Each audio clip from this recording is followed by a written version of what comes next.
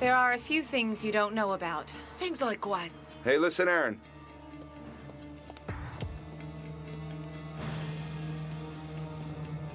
William actually created a massive problem for Gerald.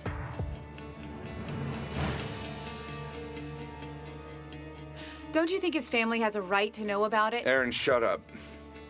Miss Aaron, tell us, for the love of God, what happened to William? Just before William disappeared into thin air,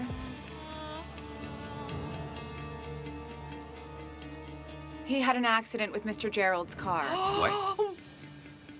He ran over someone, and the man is still in the hospital. My goodness. Was it very serious? Yes, his condition is quite bad. If he doesn't get better soon, it won't be good for William, as you can imagine. Shame on you, William, for doing this. After the incident, William went to Mr. Gerald for help, and of course, Mr. Gerald helped him disappear, which I personally think was the wrong thing to do. He probably wasn't thinking straight at the time. You should have handed him over to the police yourself. Maybe, but he was very scared. He gave William money so he could escape, so he could disappear and stay out of the way for now. And we paid for the injured man's full medical treatment.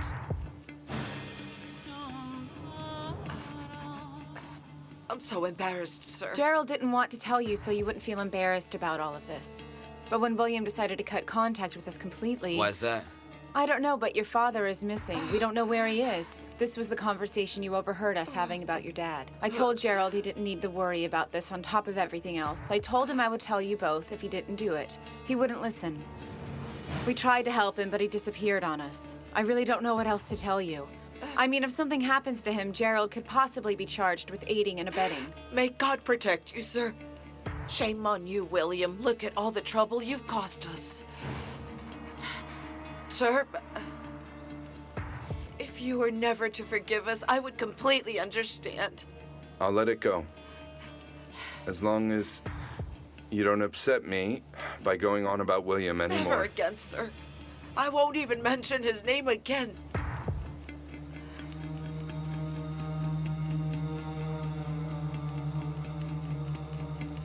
Hey, I got it over here! Hey, you can't do that! Come on! All right, kick it! I'm open! Gonna get the quad! Oh, excuse me, sorry! Hey! Come on! Hey, I got it! Oh, come on, man! You can kick it harder than that! You see? Nice pass! Come on, no, not to him, to me! Hey, no, I got it over here! Yeah, that was a good one.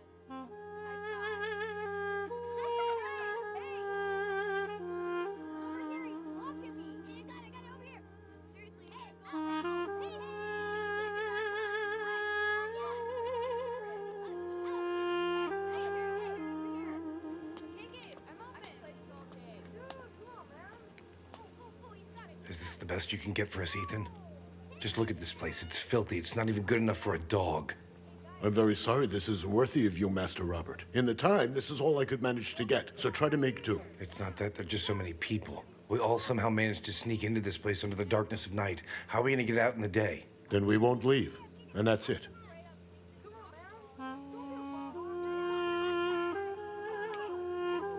Drink your tea. But then we have to get to work on the car. The license plate needs to be changed. We need to change the oil in the water.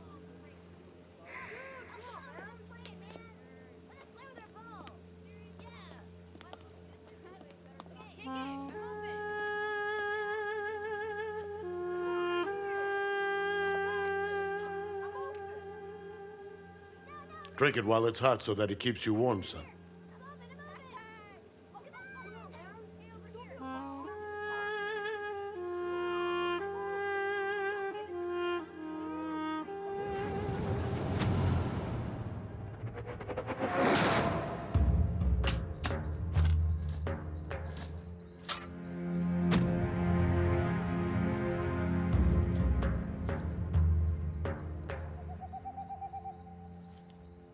Aldo, we have to leave before dawn breaks. It will be hard for us to get in if it's daylight already.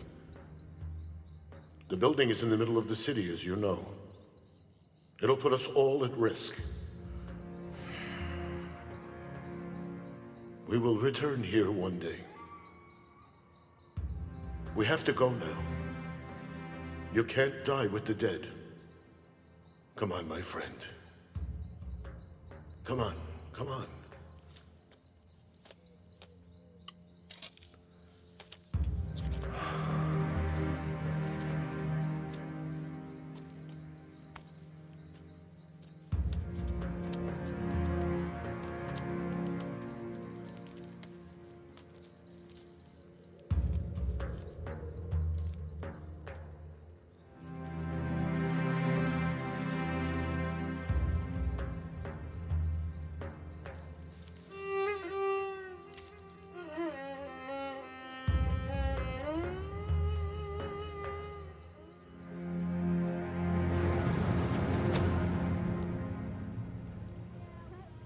Kick it. I'm open.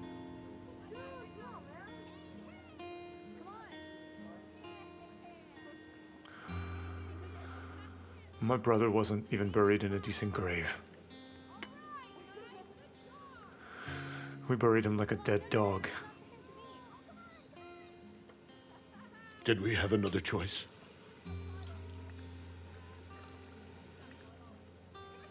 We would have all preferred to give him a decent funeral.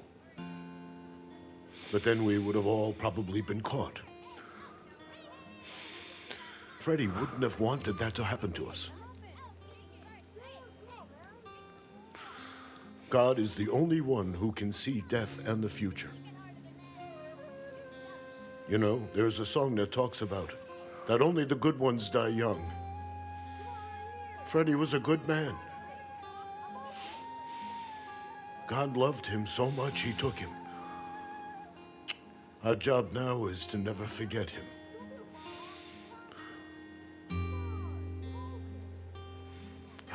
We all end up being in the same dark hole in the end, right? Whatever else we do in life is in vain. We will all end up in the same place. I know. There are no words I can say to try to console you. You're burning with rage inside. Losing a sibling is unlike anything else. I know you're angry about this. However, I do know the cure for even the most heartbreaking pain is time. You have to pull yourself together, my son. This can't go on.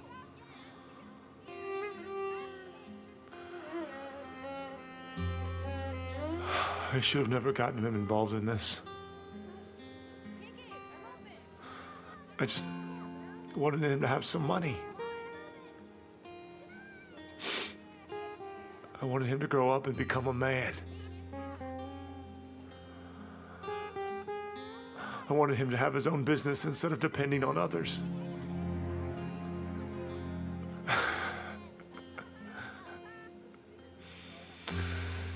I wanted people to finally stop calling my brother a coward and to stop calling him a frightened little mouse.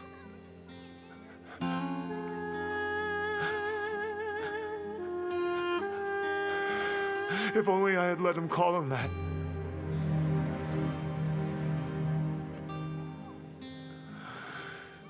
He would have been a coward, but he still would have been alive. If I hadn't opened my mouth, if I hadn't told him to come work with us on this job, Ethan.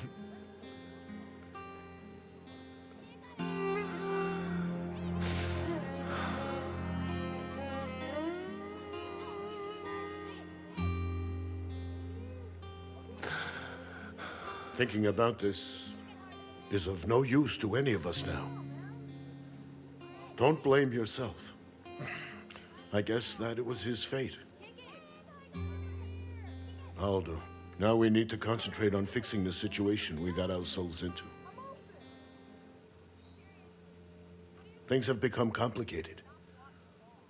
We have to end this as soon as possible.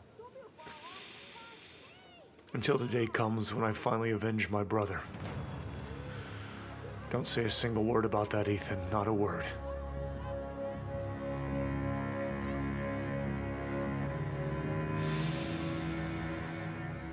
Listen to me. As long as my brother's killer continues to breathe, I will focus on nothing else.